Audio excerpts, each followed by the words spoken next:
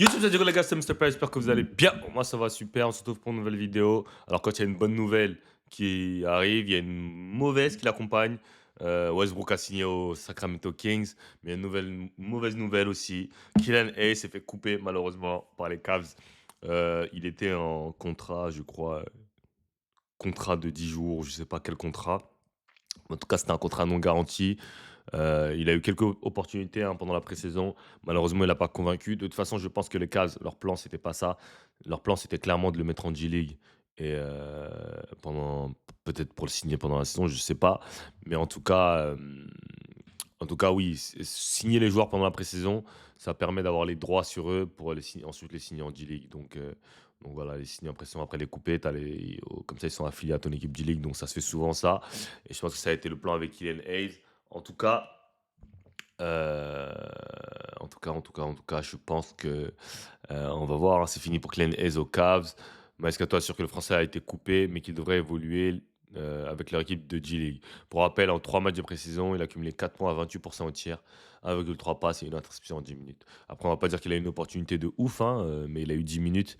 La chute à 28, voilà, c'est de toute façon, comme je l'ai dit, quand tu prends ce cursus-là, ce chemin-là, c'est le chemin, qu'un Américain lambda, deuxième tour, entre guillemets, prend. Donc, c'est-à-dire que sur des petites minutes, des petites séquences, tu vas devoir être super productif et super prouvé, ok, et montrer ta valeur sur de courtes séquences. Tu vas pas avoir des opportunités de first round comme il a pu avoir. Après, il les a eu, hein, pendant 3 ans, starter, 25 minutes. Voilà. Quand tu es dans ce statut-là, tu as des chances parce qu'on t'a drafté haut. Donc, on va essayer de te faire jouer. Même si tu es mauvais, hein, on va dire non, faut que. Pour pas, en fait, admettre qu'on a mal utilisé ce pic, donc tu vas avoir des opportunités. Mais à partir du moment où maintenant tu es dans une situation comme un joueur lambda, entre guillemets, voilà, là, c'est pas Cleveland qui l'ont drafté, qu'ils en ont rien à foutre qu'il ait été drafté septième ou pas. Là, tu vas être traité comme un joueur lambda qui arrive en two-way ou en deuxième contrat, ou par exemple un mec comme Moussa Diabaté, tu vois, que je prends comme exemple récent français.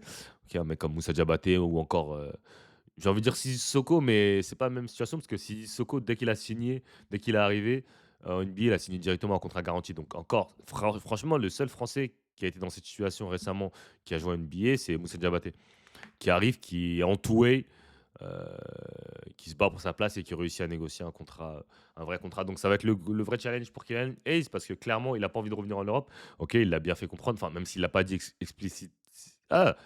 Ex Oh là là, c'est du mal, hein, c'est le matin les gars, vous m'excusez les 9 heures du matin, mais explicite bon, j'arrive pas à le dire, mais vous m'avez compris. Même s'il l'a pas dit très clairement, il ne veut pas revenir en Europe. Après je sais pas, hein, c'est raison personnelle, et de toute façon on n'est pas à sa place pour lui dire quel choix il devrait faire, OK? C'est une grande personne et je pense qu'il doit avoir quoi 25, 26 ans. Il sait très bien ce qu'il fait. Donc heu, donc voilà. Pour lui, c'est rester au State, donc je pense que cette année, il va encore faire une saison en G-League. Hem, il va faire une saison en G-League, il va essayer de gratter un contrat pendant l'année, soit avec une autre équipe, soit avec eux, mais clairement, son plan, c'est pas de revenir en Europe, je pense, et voilà, il faut respecter les choix de chacun, OK, mais après, là, enfin, il y a rien de défendable, en fait. 4 points à 28 à une passe, voilà, en 10 minutes, tu peux pas te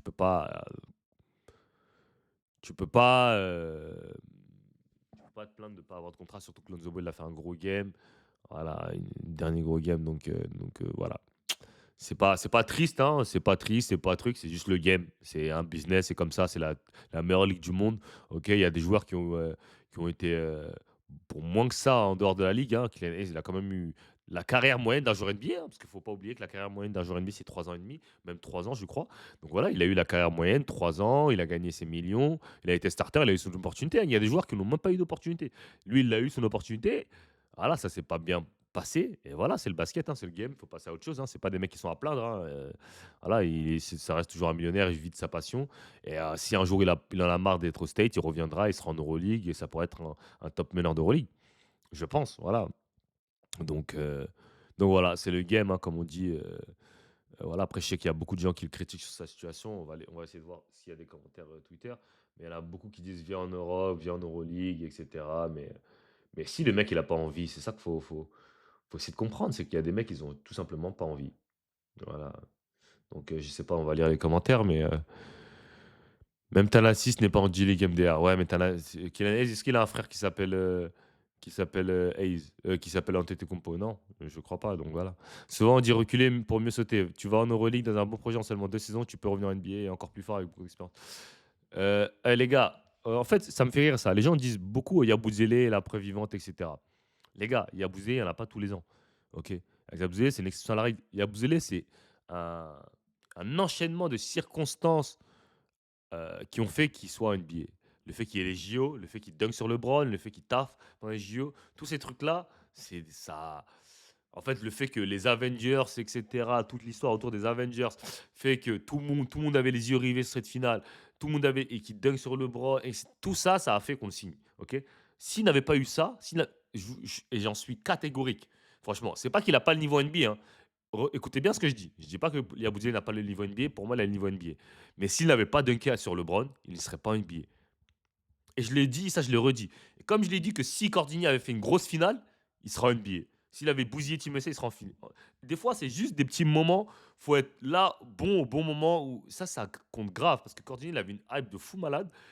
Il n'a pas performé face à Team USA. Et automatiquement, les scouts et tout, ils se disent: ah bah, voilà, il a taffé contre les autres équipes, mais il ne peut pas taffer contre les Carry. Voilà, il n'a pas le mental. Ils se disent beaucoup de trucs comme ça. Il n'a pas le mental peut-être pour taffer, etc. Voilà. Et Yabusele, justement, il a montré que hey, je m'en bats les couilles, carré ou pas carré, je vais les bousiller. Et il est venu poster sur le bronze, et c'est ça qui a fait qu'il a signé. C'est pour ça que je dis que c'est. Faut pas croire que tout le monde peut faire NBA, revenir en Europe et repartir en NBA. Non, c'est pas tout le monde. Eh, c'est tellement rare de faire. Parce qu'en fait, quand tu as passé tellement d'années en NBA et que tu n'as pas été bon, ils se disent, mais dans tous les cas, pourquoi on va forcer avec lui? Il va pas être bon, tu vois. C'est par exemple, les équipes vont vouloir donner une chance vont plutôt donner une chance à Nadirifi que donner une chance à Killian Hayes. Killian Hayes, on l'a vu pendant 4, 5, 6 ans, il n'a pas été bon. On sait qu'il n'a pas de shoot, on sait que vas-y, il est dans l'hésitation, etc. On préfère donner la chance même si à Nadirifi qui va être un peu, voilà, un peu moins en profil NBA, mais qu'on sait que c'est un dog, c'est un ouf. Il a bousillé en Euroleague pendant des années, il a bousillé pendant des années, il est young, et voilà, tu vois. C'est ça le truc aussi qu'il faut voir. C'est pas, faut pas voir juste le côté de ah, tout le monde peut faire comme Yabouzé. Non, et Mathias Lessor, il est là, Franck Etikela, il est là, TLC, il est là. Il y en a plein hein, qui sont partis là-bas. Bégarin, il est parti. Les Celtics ont dit ouais, on va te faire revenir. Et jamais revenu. Il y a combien de joueurs qui se font stage et qui reviennent jamais. Et les gars, c'est pas parce que tu vas en Europe que tu vas forcément revenir en NBA. Non, c'est pas comme ça que ça marche. Tu peux aller taffer en Euroleague et ne pas avoir d'opportunité. Théo Maledon, il était en NBA, il jouait pas beaucoup, nanana, il est venu en Euroleague, il a été top meneur d'Euroleague, il n'a pas eu d'opportunité NBA. Tu vois? Donc, c'est pas parce que tu vas en Euroleague que tu vas forcément avoir une opportunité directement pour la NBA. Après, je pense que Théo Maledon, il en aura une opportunité plus tard, je pense, s'il continue dans sa lancée et qu'il est vraiment parce qu'il a quand même un profil NBA, tu vois? Voilà, je dirais, il lui manque un peu d'athlétisme, mais sinon, il a un profil NBA et voilà. Mais il faut pas croire que Kylian Hayes, s'il revient en Europe, c'est fini. Il y aura plus de NBA, ce sera un meneur d'Euroleague et voilà. Tu vois? En fait, la NBA, c'est pas genre, Evan Fournier, par exemple, il revient, il revient en Europe, il est top scoreur d'Euroleague, OK.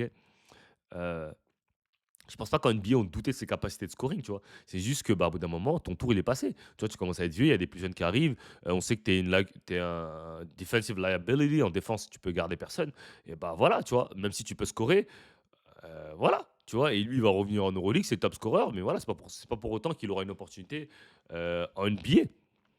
Donc voilà, c'est ça que faut pas tout le temps confondre avec, et se dire: «Ouais, mais tu peux revenir et faire ça». Non, Yabusele, il aurait très bien pu rester, en Europe comme, Mathias Le Sort, voilà, et en Europe où c'est des mecs pour moi qui peuvent jouer en NBA, tu vois? Mais voilà, il y a pas de place pour tout le monde, en fait, et surtout la NBA, c'est une ligue, qui se rajeunit chaque année, voilà, qui aime les jeunes et voilà, c'est pas enfin, voilà, les Yabusele, Mathias Lessort ou Killian Hayes encore, c'est pas des joueurs qui vont changer des franchises. Tu sais, c'est des role players. Des role players, il y en a plein sur terre. Tu comprends ce que je veux dire? C'est pas des franchise players. Donc voilà. OK, c'est tout pour cette vidéo, likez, commentez, abonnez-vous et I'm outta here.